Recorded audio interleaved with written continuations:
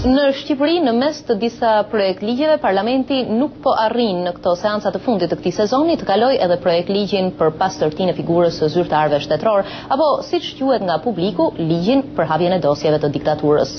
3 projekt ligjet e depozituara prej afro 2 vjetësh në Komisionin e Ligjeve u shtyn për në sezonin e vjeshtës. Kryetari i delegacionit shqiptar në Këshillin e Evropës dhe nënkryetari i Asamblesë Parlamentare të tij, zoti Aleksandër Biberaj, thotë se vonesat në zbardhjen dhe dënimin e krimeve të diktaturës janë një tjetër pengesë për tu integruar në institucionet evropiane.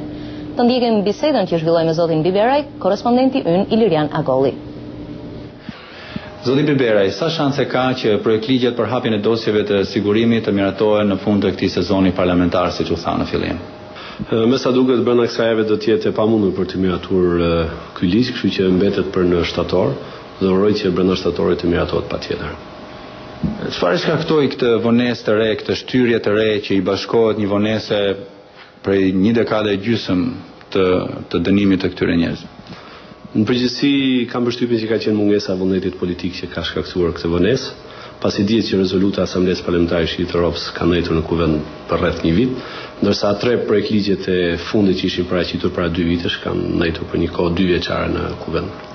Përfaqësuesit e Partisë Socialiste në Komisionin e Ligjeve janë shprehur se këto 3 projekt ligje janë me shkelje të rënda kushtetuese dhe shkelje të drejtave të njerëzit. Cili është komenti juaj për këtë rezistencë të deputetëve socialistë dhe a ka shanse që të bëhet një ligj me kompromis për këtë çështje?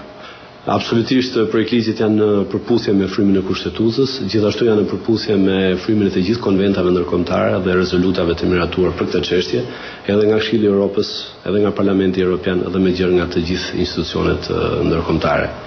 Nëse Partia Socialiste pas ka paraqitur një projekt ligj të cilin e quajnë antikushtetues, mendoj se është problem i tyre. Por përsëris që 3 projekt ligjit janë në përputhje me kushtetutën dhe respektojnë liritë dhe të drejtat themelore të njerëzit, aq më tepër që bëhet fjalë edhe për një kompensim moral të ish të përndjekur dhe të përsekutuar politik, të cilët për rreth 5 dekada kanë qenë normalisht të përsekutuar, kanë vujtur në përkampet dhe burgjet e asaj kohe, kanë humbur pronën, kanë humbur rinin, kanë humbur familjen, kanë humbur gjithçka që kanë pasur dhe normalisht është obligimi politik shqiptare dhe posaçërisht i Partisë Demokratike që në këtë kohë të vonshme t'u kthejmë të paktën dinjitetin moral për sakrificat e tyre. Zoti Biberaj, cila është konkretisht këmbgulja e institucioneve evropiane që edhe Shqipëria të pengojë pjesëmarrjen në jetën politike dhe administrative të ish punojësve të sigurimit të shtetit? Ku konsiston kjo këmbgulje e tyre? Normalisht janë disa rezoluta të miratuara në Këshillin e Evropës, por gjithashtu ky është një debat i gjerë evropian që është kryer sidomos gjatë dekadës fundit dhe Këshilli i Evropës ka dënuar jo vetëm krimet e komunizmit, por edhe krimet e nazizmit dhe qëllimi kryesor është që personat që janë të implikuar në atë të kaluar të mos kenë mundësi që të mirën me politikë ose të jenë në sistemin e drejtësisë, pra të jenë legislativ, të jenë në vendimarrjen e një vendi, dhe kjo më duket më së normale, është diçka parimore, është diçka morale dhe kuptohet këto persona nuk mund të shërbejnë demokracisë, për të mos thënë që ka pasur shumë raste që kanë penguar zhvillimet demokratike jo vetëm në Shqipëri, por edhe në vende të tjera. Prandaj është më së domosdoshme edhe hartimi një legjislacioni të tillë dhe zbatimi, gjë që realisht ka ndodhur në të gjitha vendet e Evropës Juglindore dhe ne fatkeqësisht të vazhdojmë të mbetemi në vendi fundit që akoma e debatojmë e diskutojmë, por pa arritur që të miratojmë një ligj final dhe të fillojmë zbatimin e tij. Parlamenti i Shqipërisë që në tetorin e 2006 ka miratuar një rezolut Këshillit të Evropës për dënimin e krimeve të komunizmit. Çfarë është bërë konkretisht me zbatimin e pikave të saj? Fatkeqësisht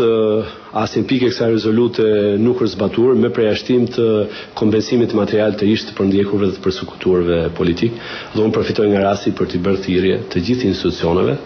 që të marrin rezolutën dhe të zbatojnë pikat e saj, pasi rezoluta është miratuar nga Kuvendi i Shqipërisë dhe bazohet në 2 rezolutat e Këshillit të Evropës.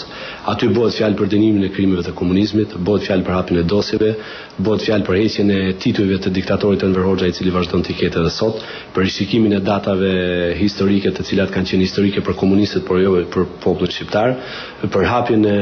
burgjeve muze ku kanë vujtur të përsekutuarit politik, për përcaktimin e date simbol të viktimave të komunizmit, pra janë një sër pikash të cilat janë zbatuar në të gjitha vendet e Evropës Juglindore, vetëm Shqipëria akoma nuk janë zbatuar. Zoti Bibere, çfarë rrezikon Shqipëria në arenën e politikës evropiane dhe ndërkombëtare në rast se vazhdon që të zvarizë dhe të mos dënoj krimet e komunizmit apo të mos kryej rehabilitimin e viktimave antikomuniste të atij regjimi? Normalisht dihet që ne presim antarësimin plot në NATO dhe jemi në rrugën e integrimit drejt Bashkimit Evropian, por besoj që është e pamundur që të bësh antar i NATO-s ose antar i BE-s pa mbyllur edhe kapitullin e dënimit të krimeve të komunizmit, që ka të bëjë me dënimin e ish-përsekutorëve dhe natyrisht edhe me largimin e ish-përsekutorëve, por edhe të ish-bashkëpunëtorëve nga jeta politike, nga jeta publike, në mënyrë që leadershipi i një vendi të jetë leadership demokratik dhe të mos ketë asnjë lloj lidhje me regjimin e kaluar dhe aq më keq me ish-policinë sekrete.